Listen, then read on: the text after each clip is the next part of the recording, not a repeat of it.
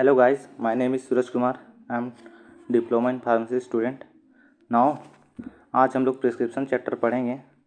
ये फार्मास्यूटिक्स का सेकंड का फर्स्ट चैप्टर है. इसको पढ़ने से पहले डिस्पेंसिंग फार्मेसी को जानना बेहद ज़रूरी है.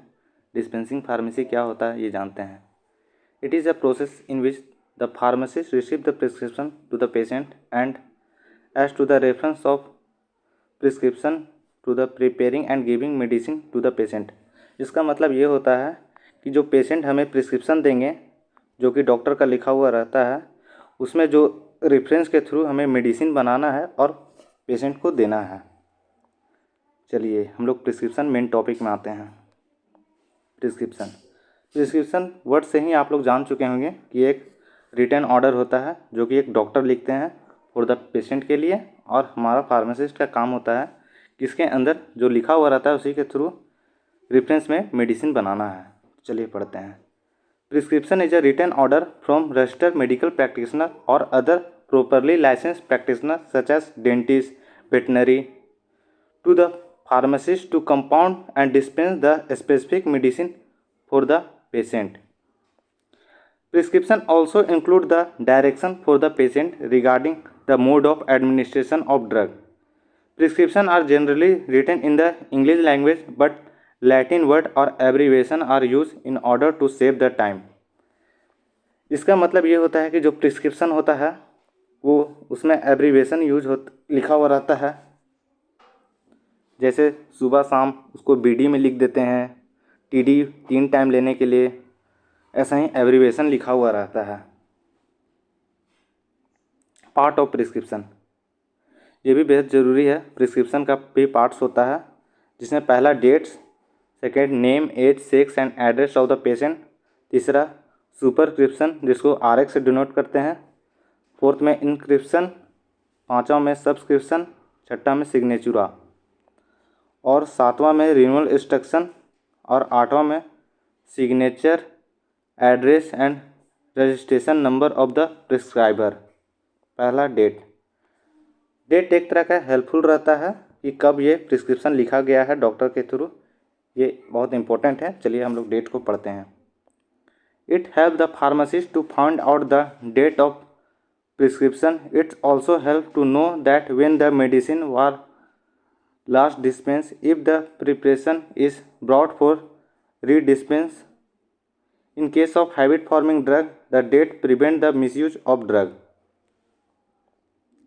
डेट हेल्पफुल करता है कि मिसयूज ना करे कोई ड्रग का, खास करके हैबिट फॉर्मिंग ड्रग जो दवा खाने से लत लग जाता है. तो डेट के थ्रू हमें ये पता चल जाता है कि इसमें दोबारा कोई दवा तो नहीं ना ले रहा है. चलिए हम लोग सेकेंड में जाते हैं. Name, age, sex and address of the patient. Name, age, sex and address of the patient must be written in the prescription because name and address of the patient for the identification purpose and age and sex of the patient is required for a specific child patient. It helps to pharmacist to check out the prescription dose of the medication. देखिए जिसमें name और as होता है ये identification purpose से, और as से हम ये भी निकाल सकते हैं कि उसका डोज कितना होना चाहिए. तो ये भी एक इम्पोर्टेंट पार्ट है. अब चलिए थर्ड पे आ जाते हैं हम लोग. सुपरस्क्रिप्शन आप लोग प्रिस्क्रिप्शन देखते होंगे तो जिसमें RX से डिनोट किया जाता है वही है superscription. It is represented by a symbol RX which is written before writing a prescription. RX is an abbreviation of Latin word which means you take. In older days this symbol was originated from the signature, the sign of Jupiter. This symbol was used for requesting God for quick recovery of the patient. ये कुछ नहीं होता है, एक तरह का symbol होता है जिसका प्राचीन काल से ही मानना है कि इसको लिखने से पेशेंट का रिकवरी रेट अच्छा रहता है. चलिए अब हम लोग फोर्थ पार्ट इंस्क्रिप्शन पढ़ते हैं. ये एक मेन पार्ट होता है प्रिस्क्रिप्शन का. It is a main part of prescription order. It contains name and quantity of prescribing ingredient. The name of ingredient are generally written in English language, but common abbreviation use which is written both English and Latin language. इसमें दवा का नाम लिखा हुआ रहता है जिसे हमें प्रिपेयर करना रहता है, और इसमें एब्रीवेशन वर्ड का भी यूज करते हैं जो कि मैंने पहले भी बताया था, BD TD यही सब लिखा हुआ रहता है। और प्रिस्क्रिप्शन में इंस्क्रिप्शन में रूट ऑफ एडमिनिस्ट्रेशन भी लिखा हुआ रहता है कि किस माध्यम से दवा को देना है। चलिए हम लोग अब सब्सक्रिप्शन पढ़ते हैं। This parts contain direction to the pharmacist for preparing prescription and number of doses to be dispense. ये एक मेन हम लोग के लिए ही रहता है, फार्मासिस्ट के लिए, कि कैसे हमें दवा बनाना है वो लिखा हुआ रहता है सब्सक्रिप्शन में। और हम लोग अब चलते हैं सिग्नेचुरा।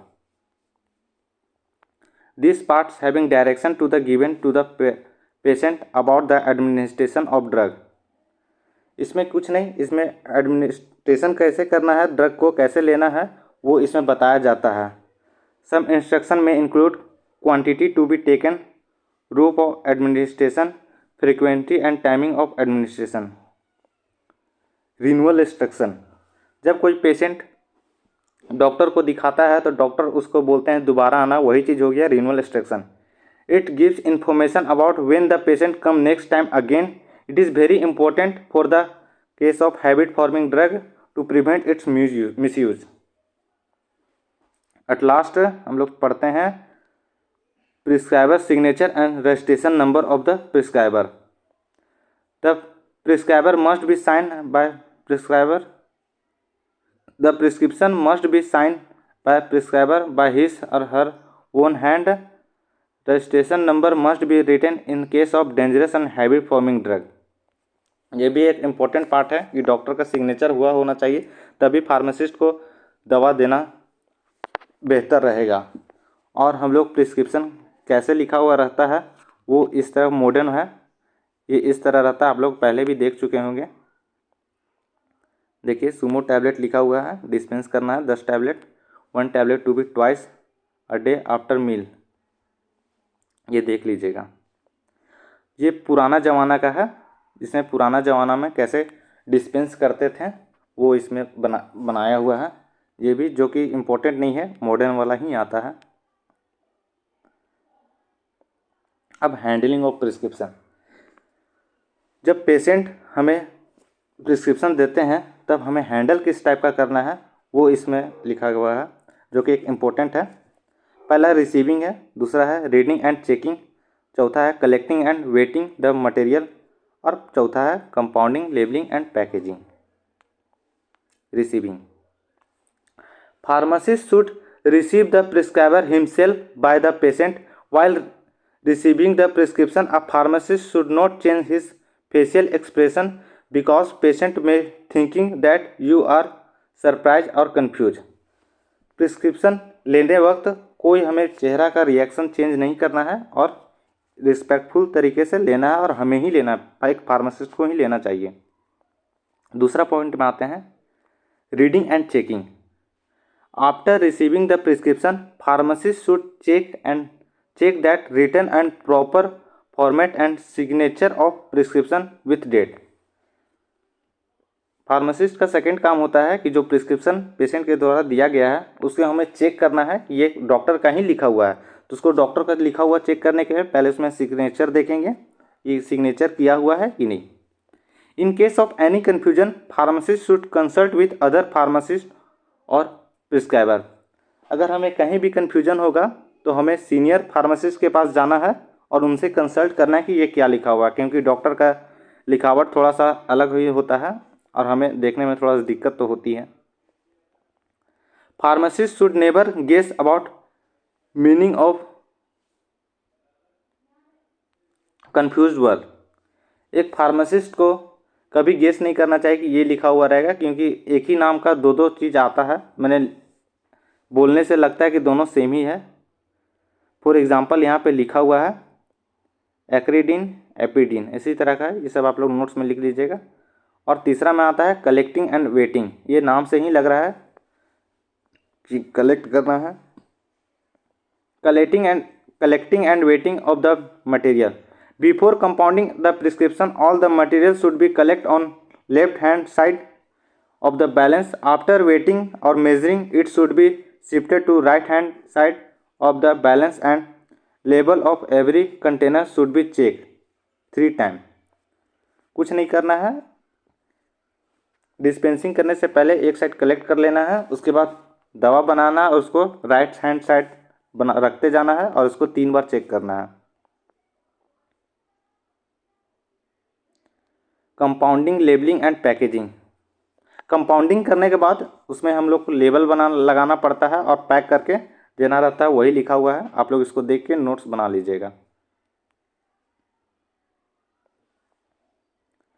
Source of error in prescription ये हम लोग कल पढ़ेंगे.